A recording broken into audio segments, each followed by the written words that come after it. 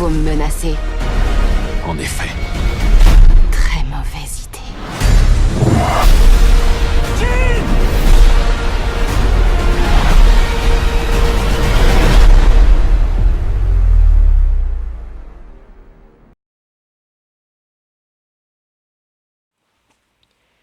La saga X-Men fait partie de mes sagas de super-héros préférés. C'est grâce à eux et à Spider-Man de Sam Raimi que je me suis mis à adorer Marvel, jusqu'à ce qu'arrive le MCU avec l'excellent Avengers. Donc évidemment, avec la venue de ce nouveau film, j'ai eu très envie de le voir et j'étais emballé. C'était d'ailleurs ma plus grosse attente de l'année. Mais bien entendu, vous me connaissez, avant de parler de ce film-là, on va parler des anciens X-Men, parce qu'il serait peut-être temps de rétablir quelques petites vérités, même si ce n'est que mon avis personnel. Donc déjà, X-Men de 2000, réalisé par Bryan Singer, très bien mis en scène, très bien raconté, franchement, je trouve que c'est un très bon film. C'est une bonne manière de lancer l'univers tout en nous donnant envie d'en découvrir plus à côté, ce qui va être le cas vu la fin. Donc le premier film s'en sort à merveille. Le 2 est légèrement moins aimé par certains. Moi j'ai tendance à le préférer légèrement. Probablement dû au fait que le 2 se concentre sur Wolverine, qu'il a un méchant classe pour un humain, je trouve. Oui, parce que je rappelle que je connaissais pas l'univers des X-Men avant cette saga. Là, il y avait même des méchants surprenants, genre une fille avec des griffes d'acier. Là, je sais plus son nom exact, mais qu'est-ce que c'était cool. Wolverine qui avait un adversaire à sa hauteur. Enfin bref, c'était génial. Puis on a eu X-Men 3. Horrible X-Men 3. C'est nul. C'est de la merde. Et je suis désolé, je le dis. Je crois que c'est le pire X-Men que j'ai vu. Bon, je vais pas rager comme Michael J en mode tout est à chier, parce que c'est pas vrai. Il y a quand même quelques petits points positifs et quelques développements de personnages intéressants. Mais c'est vrai que dans l'ensemble, X-Men 3, c'est pas top du tout. Donc après, on a eu Origin Wolverine.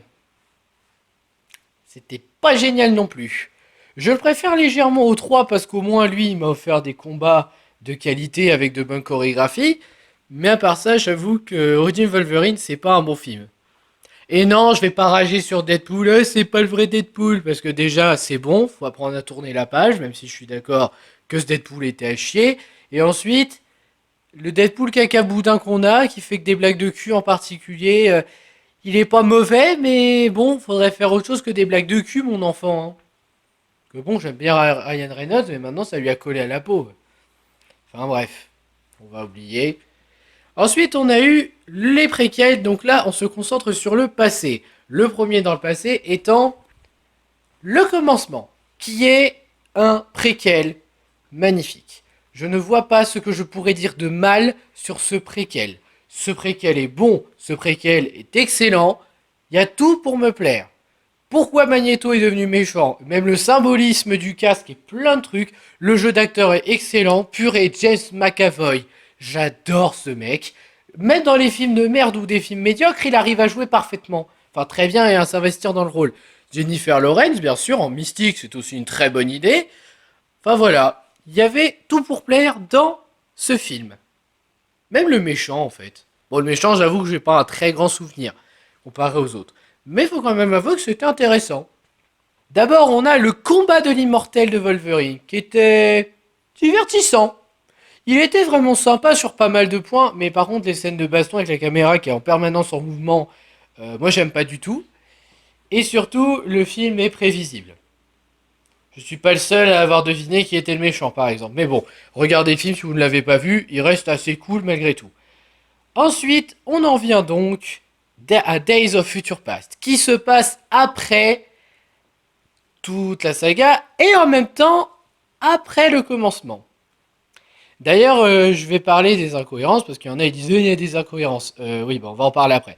D'abord, mon avis sur le film. Excellent, best X-Men de la saga. Non seulement les voyages dans le temps, c'est probablement les scénarios que je préfère quand ils sont très bien gérés comme ça, mais alors là, j'avoue que j'ai été gâté. Entre la manière dont c'est fait, le futur qui est bien représenté tout comme le passé, c'est vraiment bien fait. Les nouveaux mutants à découvrir, Quicksilver, il est trop cool. Cette version de Quicksilver est la meilleure que j'ai vue. Ouais, parce que dans l'ère d'Ultron, je l'ai oublié. Il est pas mauvais, mais je l'ai oublié. Alors que là, voilà. Mais sinon, j'avoue que Days of Future Past est excellent. Y compris dans la fin. Et je vais corriger un truc que j'arrête pas d'entendre par des vidéastes sur YouTube quand j'ai regardé les critiques de Dark Phoenix, parce qu'il y en a qui l'ont dit. Je sais plus les noms d'ailleurs, juste pour leur dire. Il y en a qui disent qu'il y a des incohérences temporelles. Ok, alors je vais t'expliquer comment marche le temps. Tu connais Retour vers le futur. Tu t'es demandé pourquoi, quand Marty avait justement transformé son père du fait qu'il a frappé Biff, il a enfin osé, il était plus pareil dans le futur? Ça s'appelle un changement. Cependant, ici, Days of Future Past a eu une idée magnifique, et je vais complètement assumer de le dire. Days of Future Past, il t'a pris Wolverine, donc il a voyagé dans le passé par l'esprit, et quand il revient dans le présent, ce n'est plus la même timeline. Ce qui veut dire que X-Men 1, X-Men 2, même Origin Wolverine, j'ai envie de te dire. Donc X-Men 1, X-Men 2, Origin Wolverine et X-Men 3, y compris le combat de l'immortel, ne sont jamais arrivés dans la timeline. Ils ont été effacés. C'est comme ça qu'on réécrit le canon. Voilà. Sinon, non, il n'y a pas d'incohérence temporelle. C'est normal. Quand tu modifies le passé pour faire des choix différents, ça entraîne une nouvelle timeline. Purée, t'es sûr que t'es fan de Flash, toi? Enfin, je m'égare. Pardon. Donc, pas d'incohérence, ça fonctionne, c'est excellent. Et qu'est-ce qu'on a eu après ce X-Men? Apocalypse. Apocalypse qui pour beaucoup a été une déception et que beaucoup considèrent comme un mauvais film. Je déconne même pas, beaucoup disent qu'ils sont déçus du film. Moi, je vois pas pourquoi je serais déçu. Alors déjà, si c'est pour l'argument Apocalypse, il faut rien du film. Ouais, bah ton Thanos, il a rien foutu pendant 18 films avant Infinity War. 17-18, j'ai pas compté exactement, hein, mais en tout cas, il a fait beaucoup de films. Et puis même, Apocalypse a l'ego d'un dieu. Quand t'as l'ego d'un dieu, c'est que t'es tellement balèze que, quand tu viens, tu niques le game. C'est un peu ce qu'il fait d'ailleurs. Aussi, je suis désolé de le dire comme ça, mais j'ai remarqué que beaucoup critiquaient le fait, donc Apocalypse ne foutait rien, mais aussi des trucs du genre hey, Quicksilver, encore une scène en accéléré, c'est pareil que dans Days of Future Past, nanani nanana. Ouais, ok, c'est pareil. Mais alors on va être honnête, si Singer n'en avait pas mis une, est-ce que t'aurais été content? Tu vas me dire oui, mais en vrai non, parce que t'es fan de ce Quicksilver. C'est normal, il est cool ce Quicksilver. Donc je ne vois pas pourquoi Apocalypse n'est pas autant apprécié. Peut-être que les gens avaient trop d'attentes, mais franchement, si vos seuls défauts c'est Apocalypse, il fout pas grand chose. Purée, non mais vous en avez pas marre. Sérieux, déjà Spider-Man 3, vous le démontez uniquement pour Venom. Bon, il y en a, c'est pour l'homme ça parce qu'ils aiment pas la version, mais eux, je peux comprendre. Et là, vous démontez Apocalypse parce que pour vous, il faut rien du film. Alors que le mec, il renaît, il impose le respect par la mise en scène. Ensuite, c'est pas comme si il avait renforcé ces 4 putains de cavaliers de l'Apocalypse pour devenir beaucoup plus fort et qu'il puisse mieux le protéger. C'est pas comme si il avait battu Charles Xavier sans bouger un seul petit doigt. Le mec, il a juste senti Charles Xavier, il est entré dans l'esprit, c'est bon, il a gagné. Alors voilà, et qu'est-ce qu'il fait aussi? Ah oui, il met KO tous les X-Men à lui tout seul. Je ne déconne pas. D'ailleurs, le Deus Ex Machina, que je ne spoilerai pas parce que il y en a peut-être qui n'ont pas vu le film, ça marche. Ça marche, je suis désolé, ça fonctionne. D'ailleurs, c'était un peu un easter egg pour ce prochain film. Mais bon, bref, pour moi, Apocalypse est un bon film. C'est pas le meilleur, bien sûr, je préfère le 1, le 2 et d'autres, mais c'est un bon film et j'aimerais qu'on arrête de le dénigrer. Donc maintenant, on peut parler de Dark Phoenix. Dark Phoenix était attendu et en même temps, beaucoup avaient peur de ce film. Pourquoi? Parce que il y a eu Apocalypse. Et Apocalypse n'a pas plu. Du moins pas à la majorité. Ça a beaucoup divisé. Et ben Dark Phoenix, il refait la même chose. Et toujours pour les mêmes genres de problèmes. Hein. Moi, c'est ça qui m'énerve en fait. Bon, je vais pas mentir. Dark Phoenix étant ma plus grosse attente de l'année, j'avais des a priori. J'avais peur d'avoir une mauvaise conclusion avec les critiques qui commençaient à sortir. Au final, je vais pas dire du mal de ces critiques, mais je commence à me demander si les fans, plus on a de trucs, plus ils sont chipoteurs. Déjà, faut voir hein, la fin de Game of Thrones saison 8 où beaucoup font une pétition ouh là là, je ne veux plus qu'il fasse de trucs parce que sa fin de cette saison, elle était pourrie. Alors que je suis désolé, déjà, c'est pas vous qui décidez pour eux.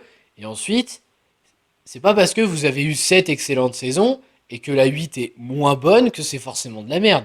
Non, j'ai pas vu Game of Thrones encore, donc voilà, mais juste pour prévenir. Bon, revenons à Dark Phoenix. Donc Dark Phoenix, qu'est-ce que c'est? Dark Phoenix, donc, les X-Men sont appelés pour une intervention dans l'espace, un sauvetage d'astronautes. Bien entendu, ça se passe mal et Jean aurait dû mourir. Mais à la place, elle a absorbé une espèce d'entité bizarre et elle a survécu, mais a réveillé un nouveau pouvoir très dangereux en elle. Alors là, je vais me permettre un petit détail par rapport aux comics. Je fais pas ça d'habitude, mais là je le dis. Et c'est pas un défaut, c'est juste pour dire. Dans le comics, le Phénix, si j'ai bien compris, c'est une entité qui est en Jean Grey depuis qu'elle est toute petite, mais qu'elle n'a jamais réussi à contrôler, juste qui a été écartée depuis longtemps. Là, apparemment, c'est cosmique. C'est-à-dire que maintenant, le Phénix, c'est plus un pouvoir qui était en elle, enfin du moins de ce que j'ai vu, hein, c'est un pouvoir qu'elle acquiert. Là, le Phénix n'est pas le Phénix qu'on connaît, c'est un Phénix cosmique. Donc le pouvoir était dans l'espace, elle l'a absorbé, et maintenant elle est beaucoup plus forte et elle est devenue le Phénix. Ça me semble cohérent. Comme je l'ai déjà dit, je ne suis pas chipoteur sur le fait que ça ne soit pas comme les comics. En vrai, j'en ai rien à secouer. Moi, si j'ai une version différente, mais une bonne version, je ne vois pas pourquoi je serais mécontent de cette version. Alors que le but, c'est juste de m'offrir une belle version. C'est pas... Et une nouvelle version, ça peut être intéressant. Si c'est pas comme le comics, je vais pas râler. Bon, il y en a, ils vont râler, ils vont dire, ouais, normalement, c'est pas ça. Mais il y a toujours le débat de l'intérieur de Jean, hein, justement, où elle se dit, est-ce que je me laisse contrôler? Est-ce que... Donc, vous avez toujours le débat. Je vois pas le problème. Et si vous préférez le et si vous préférez le Phoenix d'X-Men 3, c'est votre choix. Mais moi, je l'ai trouvé tellement merdique que je préfère largement celui-là. Bref, fin de la parenthèse sur les comics. Qu'est-ce que j'ai pensé de ce film? Il est bon. Et j'assume entièrement ce que je dis, il est bon. En fait, il est comme Apocalypse. C'est-à-dire que il est bien travaillé, mais beaucoup de gens sont tellement chipoteurs sur pas mal de trucs que il va pas assez marcher. D'ailleurs, apparemment, il se tape le plus mauvais score des X-Men. C'est honteux. Pour les fans. Ah oui, parce que pour acclamer des gens pour Logan, il y a du monde, sachant que Logan, moi j'adore ce film, c'est vrai. Mais alors, quand il faut faire un film X-Men sans Logan et sans Wolverine, oh là là, mais alors là déjà, il y a plein de personnes, oh j'y crois pas du tout, il n'y a plus Wolverine. Déjà, il y en a plein qui ont râlé à cause de ça dans Apocalypse. Tout ça parce que Wolverine faisait un caméo, que c'était le début de son arc narratif, et au final, beaucoup en avaient déduit que c'était de la merde. Et c'est pas vrai. C'était normal. Et puis, sérieusement les gens, j'adore Wolverine moi aussi. Mais il faut qu'on apprenne à ne pas toujours avoir Wolverine. Ah oui, et pour ceux qui me disent pourquoi Wolverine n'est pas dans le film, je sais pas, c'est pas comme si l'acteur avait fait une conclusion de son personnage pour dire qu'il ne rejouera jamais Wolverine. Ah, et aussi du fait que... Tu voulais qu'on raconte quoi avec Wolverine dans ce film? Sérieusement? Bon, alors, les défauts que je pourrais citer. Bon, un défaut que je suis obligé d'admettre, même si c'est un peu justifié. Quicksilver qui est mis de côté. Quicksilver, vous le verrez agir avec ses pouvoirs à certains moments, mais c'est vrai que dans la majorité du film, il est mis de côté. Il n'a pas vraiment d'histoire, et les fans ont été déçus par rapport à ça. Alors moi, je vais m'expliquer. Oui, en effet, Quicksilver n'a pas d'histoire, et c'est dommage. Mais après, il faut se poser une question. Qu'est-ce qu'on aurait pu raconter avec Quicksilver? Le seul arc narratif qui lui restait et qui a été conclu dans Apocalypse, c'est par rapport à Magneto qui est son père. Si encore à la fin d'Apocalypse il l'avait suivi, là on aurait eu une histoire comme quoi justement il regrette peut-être de l'avoir suivi, il voit que c'est pas le bon chemin ou alors il vit des jours heureux avec lui. Mais là, je vois pas ce qu'on aurait pu raconter avec Quicksilver. Sincèrement. Surtout il a jamais été un des amis proches de Grey, que je sache. Donc voilà. Je préviens, c'est tout. Donc sinon, oui, à part ça, qu'est-ce qu'on a? Donc bien évidemment, l'absence de Quicksilver s'est fait ressentir, mais on peut comprendre. Je dis pas que c'est forcément vrai, je dis juste que ça peut se comprendre. Qu'est-ce qu'on a d'autre en défaut? Laissez-moi vérifier. Ah oui, le prévisible. Alors le prévisible, c'est parce qu'en fait j'ai vu toutes les bandes annonces. J'aurais peut-être pas dû parce que d'habitude je ne fais pas ça. Et la personne morte que je soupçonnais était bien celle que je pensais. J'aime pas deviner des morts. Le pire c'est que je voulais pas deviner, je voulais pas, je voulais être surpris. Bah non, c'était bien qui je pensais et... Attention, la mort fonctionne. Je dis juste que là-dessus c'était prévisible. Et c'est bien dommage parce que j'aurais aimé être surpris. Bon, après ça aurait pu être un autre perso intéressant dont je citerai pas les noms parce que je spoil pas. Mais voilà. Normalement ça devrait être sans spoil, hein. Normalement. Il y a juste une scène que je vais spoiler mais c'est une scène de la BA donc il n'y a rien à craindre. Ensuite, l'émotion. Alors, l'émotion, ça marche en général. Et là, je sais pas si c'est dû au fait que j'ai vu Endgame et les morts d'Endgame, voilà, ça m'a chamboulé en plein cœur. Ou je sais pas si c'est dû au fait que c'est pas mal fait, mais je sais pas, mon cœur, il a pas réagi à la mort justement de ce fameux personnage. Je trouve ça triste. Je trouve ça triste parce que j'aurais aimé être triste. Mais après, je crois que c'est parce que c'était pas un perso que j'accrochais beaucoup. Et aussi parce qu'en fait, mon X-Men préféré est déjà mort. Donc, ouais, je pense que c'est pour ça. C'est dommage. Mais après, la scène était bien faite. Une petite incohérence, est-ce que ça vous dit? Parce que moi, j'en ai une. Bon, c'est une toute petite et je crois que ça sera le dernier gros défaut que je pourrais citer. Gros défaut, façon de parler, encore une fois. Donc, qu'est-ce que c'est? Cette incohérence, c'est quand Jean est dans l'espace. Donc, on a fait un casque pour Diablo pour qu'il puisse respirer. Ok, jusque-là, tout va bien, c'est normal. Ils vont dans le vaisseau, donc Diablo a son casque, hein, voilà, tout va bien. Mais Jean n'en a pas.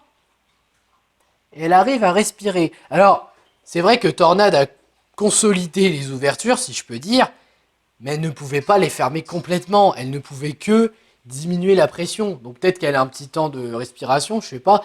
Mais en plus, il me semble que Jean n'a pas le pouvoir de respirer dans l'espace. Enfin, je ne crois pas que ses pouvoirs télékinésiques lui permettent de faire ça. Je vérifierai peut-être, si ça se trouve, je me trompe. Mais en tout cas, je crois que c'est un des derniers défauts que je citerai. Et oui, il y en a qui vont me dire, mais il y a d'autres persos à traiter. On y vient justement, on va en parler. Parce que pour moi, ce n'est pas des défauts.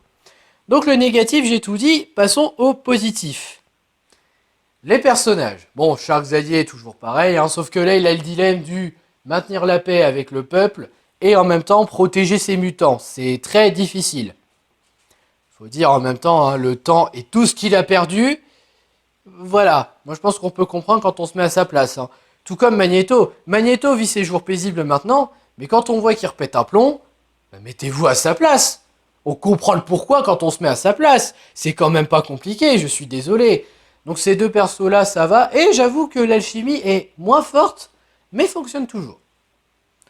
Ça, je dois l'admettre. Mais en vrai, non, je trouve que c'était bien géré pour Charles Xavier. Je comprends les choix et le fait qu'il ait fait les actions. Mais là, au moins, il l'a fait pour la sécurité de sa famille. Et quand je dis sa famille, je parle de la famille qu'il a créée avec le temps. Voilà, là c'est un bon Charles Xavier qui n'a pas fait ça par égoïsme en créant le Phénix. Pas comme celui d'X-Men 3. Pardon, je m'égare, on va essayer de pas y penser. Qu'est-ce qu'on a d'autre comme personnage? Les méchants, on en reparlera après. Parce que voilà. Donc, qu'est-ce que je pourrais citer en personnage? Alors, je pense qu'en personnage, après Charles Xavier et Magneto, on pourrait parler d'une des principales concernées, Mystique. Alors, Mystique, ici, c'est quelque chose que j'aime beaucoup. Elle veut prendre sa retraite. Je ne déconne pas. Elle veut prendre sa retraite. Et ça, je trouve que c'est bien parce qu'on n'a jamais eu un X-Men comme ça. On n'a jamais eu un X-Men qui s'est dit dans sa tête, oh bah tiens, je pense que je devrais peut-être arrêter parce que c'est pas bon, ou alors c'est plus du tout pareil. Et Mystique, grâce à ça, c'est un personnage hyper intéressant. Elle est moins attachante que dans les premiers, mais encore une fois, faut savoir quoi raconter, hein. Mais franchement, voilà, il y a de quoi être content. Donc Mystique, oui. Cyclope, bah Cyclope, c'est le petit ami qui fait de son mieux pour aider Jean, hein, voilà, qu'est-ce que tu veux que je dise? Il fait vraiment de son mieux et on a envie de le voir réussir. Ah oui, une bonne intention, parfois ça suffit pour faire un perso attachant, hein. Franchement, là, Cyclope, pour moi, c'est réussi. Et ensuite, on a Jean Grey. Donc, Jean, elle est de plus en plus hésitante par rapport à ses pouvoirs. Parce que, justement, depuis cet accident, elle est devenue beaucoup plus forte. C'est pas un mauvais point, c'est même une bonne idée. Le coup qu'en fait, elle est tellement forte qu'elle est dangereuse pour les autres X-Men, et que ça impose un débat. Et même que ça divise les X-Men avec tout ce qui se passe. Et ça, c'est très bien. C'est intéressant. Est-ce qu'on a déjà eu un film X-Men où ils se divisent? Mais attention, divisé vraiment à cause de quelque chose qui est arrivé dans leur camp. Ouais, il me semble que c'était pas arrivé ça.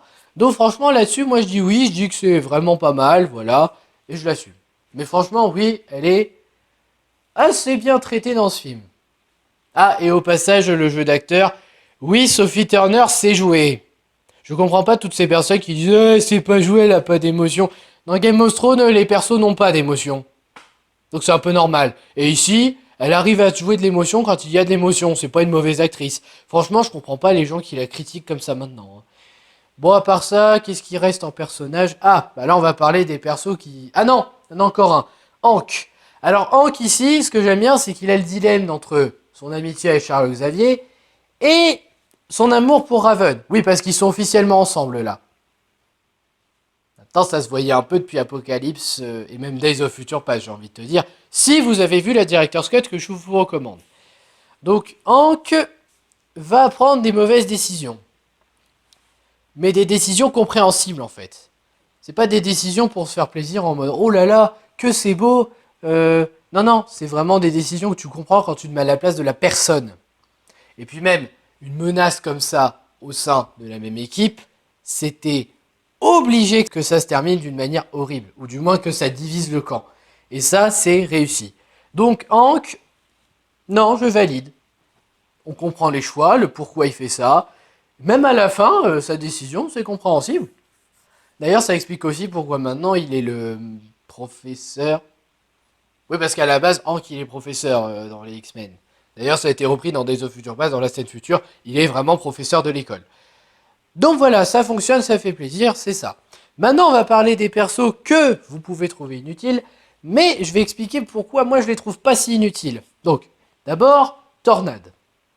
Alors Tornade, malheureusement, dans la prélogie, elle n'avait qu'un arc, à savoir, faut que je me trouve une famille. Et j'avoue que le coup du est-ce que j'arrive à m'adapter à cette nouvelle famille, bah c'est un petit peu traité dans ce film, mais ça aurait pas été intéressant, parce que c'était déjà le cas dans Apocalypse, en fait, ça traitait déjà de ça. Donc je vois pas l'intérêt de revoir la même chose. Mais sinon, oui, Tornade est utile.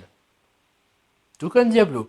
Diablo, pareil, il a eu son arc narratif où il voulait trouver une famille, dans Apocalypse, encore une fois, parce que c'est un enfant qu'on a trouvé dans la rue, qui se battait pour survivre. Et là, mais il a tout ce qu'il lui faut. Et c'est là que je vais poser la question. Qu'est-ce que vous vouliez raconter sur Tornade et sur Diablo? Et encore une fois, venez pas me dire les comics, on aurait pu dire ça. Non, on parle des films en eux-mêmes. C'est tout. On ne parle que des films. On ne parle que des films. Donc, bien entendu, je peux comprendre qu'on dise qu'ils n'aient pas d'histoire réelle en tant que développement de personnage. Mais ça m'a pas gêné. Surtout que, je vous rappelle, Diablo et justement Tornade faisaient partie des premiers X-Men dans la trilogie. D'ailleurs, c'est un chapitre qui est très concentré sur le mélodrame, hein, je tiens à le dire aussi. Et je rappelle un tout petit mini léger détail là-dessus, c'est que c'est pas parce que vous n'aimez pas que c'est forcément de la merde. Parfois, c'est même le contraire. Mais dans le cas de Tornade et Diablo, c'est justifié qu'ils soient là à la fin, parce que... Vous vous rappelez de la promesse que Charles Xavier a fait à Wolverine? Ouais, réunir les 4 X-Men, ou du moins les 4 principaux du premier. Et justement, Charles Xavier maintient cette promesse.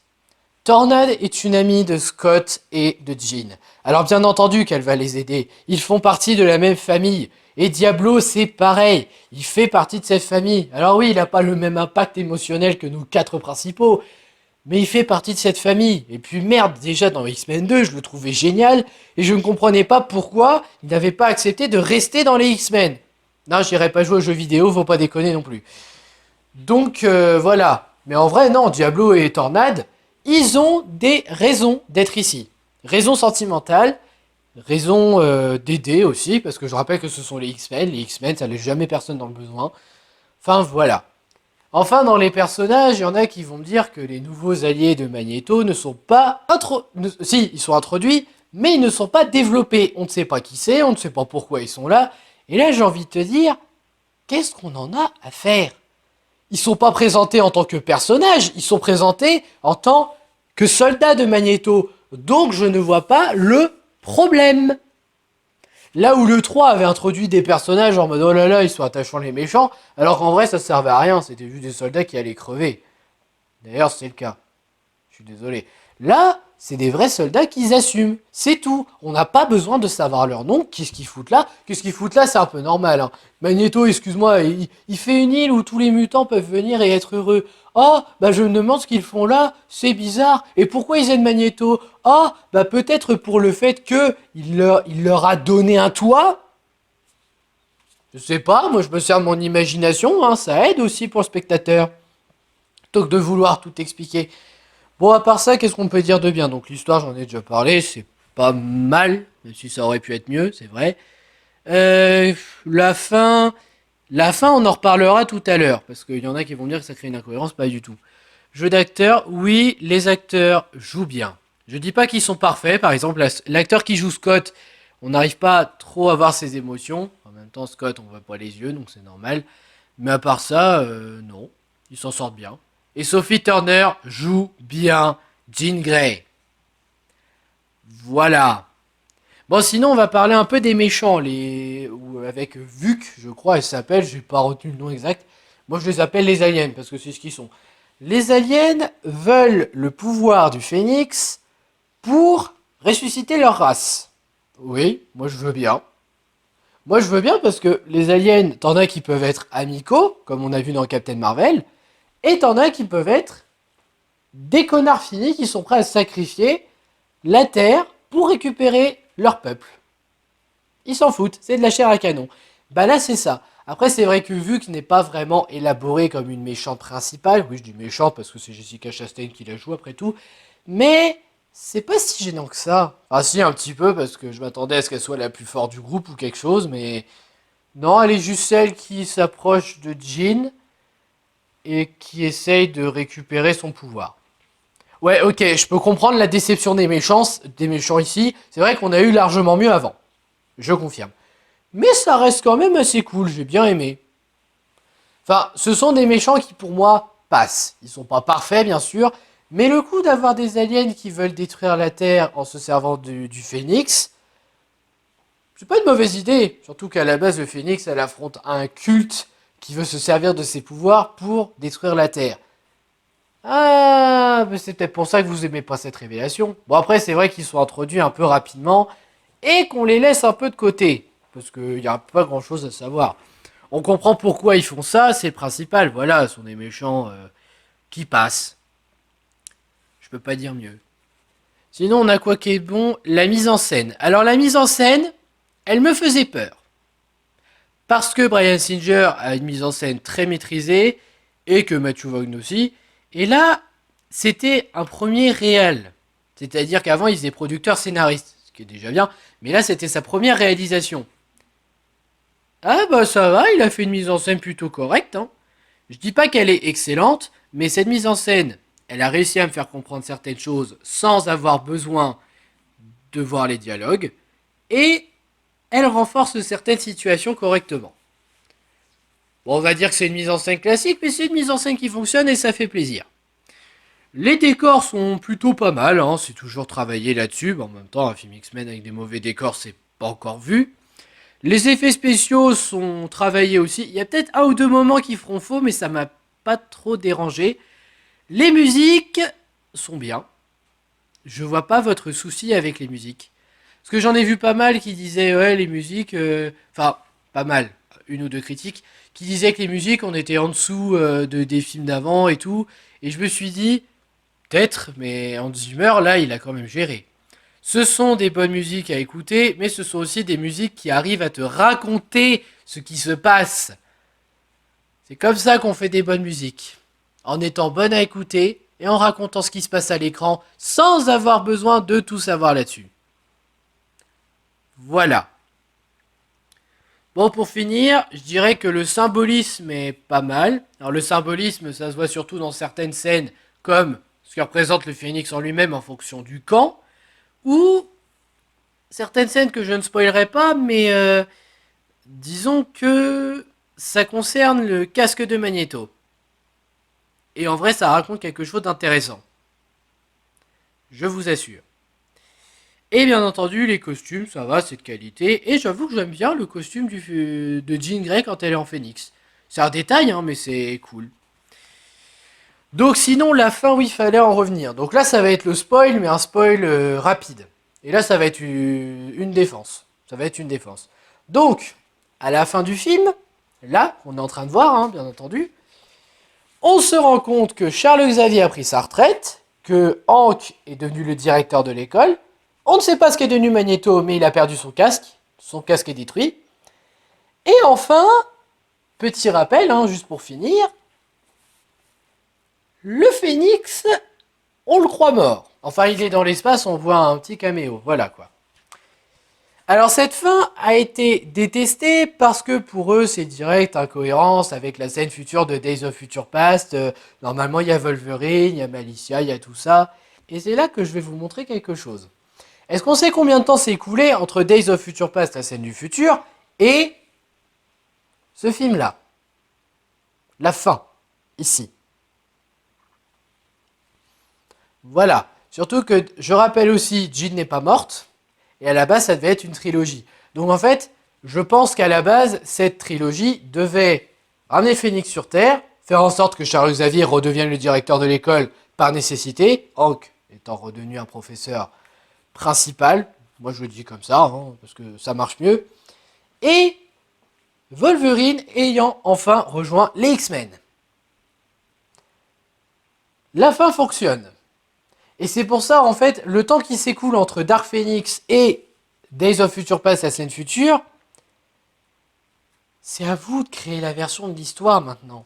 La Fox ne fera pas la suite. Donc ça va être ça. Donc la fin de X-Men, non, ça marche. Je vois pas pourquoi je dirais du mal de ce film, en fait, et surtout de sa fin, alors que sa fin, c'est une fin ouverte. Pour qu'après, vous puissiez créer votre version de l'histoire, qui se passe entre les deux, et qui fait qu'on arrive à la scène future de Days of Future Past. Donc non, pour moi, c'est pas un défaut, c'est un encouragement. C'est vrai que le public, en général, veut qu'on lui explique, mais parfois, ça peut être des fins ouvertes où c'est à nous d'imaginer comment ça se passe. Et dans le cas de Dark Phoenix, c'est ce que je fais. J'imagine comment, après Dark Phoenix, l'histoire peut se passer pour que Jean soit revenu, pour que les X-Men qu'on connaît soient réunis, pour que Wolverine ait enfin rejoint l'équipe, et pour que Charles Xavier ait dû revenir à l'école en tant que directeur, ou professeur principal. On ne sait pas s'il est encore directeur dans Days of Future Past. Voilà. Donc moi, tout ce que je peux dire maintenant à la Fox, c'est merci. Merci pour cette saga X-Men que vous avez commencé en 2000 et que j'ai accroché et j'ai adoré, hormis 2 mauvais films. Mais à part ça, merci. Et je sais que beaucoup maintenant attendent la version faite par Marvel. Moi, je ne l'attends pas. Parce que je suis certain que ça va être du même niveau que les derniers films solo de Marvel. Solo, donc vous comptez pas Endgame, Civil War ou Infinity War. Et donc ça va être un ennui. Voire mal écrit et se contenter du divertissement. Quoique Spider-Man peut toujours me surprendre, on verra. Voilà, c'était mes critiques de Dark Phoenix. J'ai apprécié le film. Je l'ai apprécié, je le trouve sympathique. C'est un bon film, c'est une bonne fin. Et c'est une bonne manière d'avoir introduit le Phénix. Donc, moi je vous recommande d'aller le voir. Parce que, ayant aimé Apocalypse et les autres X-Men, j'ai vraiment passé un bon moment. Après, je peux comprendre pourquoi il ne va pas plaire si vous n'avez pas aimé Apocalypse. mais je vous conseille quand même d'essayer. S'il vous plaît. Et puis, faut arrêter la rumeur comme quoi il est pire que le 3 et Origin Wolverine. Hein. S'il vous plaît, quand même. Voilà, c'était ma critique sur Dark Phoenix. J'espère que ça vous a plu, que ça vous a intéressé. Si on est en désaccord, on en parle en commentaire. Ce n'est que mon avis personnel, encore une fois. Ce n'est pas un avis général. Je ne fais que défendre un film que j'aime. Mais après, ça ne veut pas dire que j'ai forcément raison. On peut en discuter en commentaire avec des vrais arguments. À part ça, je vous souhaite une bonne soirée, une bonne journée. N'hésitez pas à liker, à vous abonner et à la partager. Et je vous dis à la prochaine pour de futures critiques et de futurs let's play, car l'aventure n'est pas terminée. Les X-Men seront toujours dans mon cœur. Au revoir Wolverine. Et au revoir Cyclope, Tornade, Jean et les autres bien sûr. Parce qu'il n'y a pas que Wolverine que j'aimais moi dans les X-Men. Peut-être pour ça que j'ai mieux apprécié Dark Phoenix. Enfin bref. Merci Century Fox. Merci. Et à bientôt pour de nouvelles vidéos.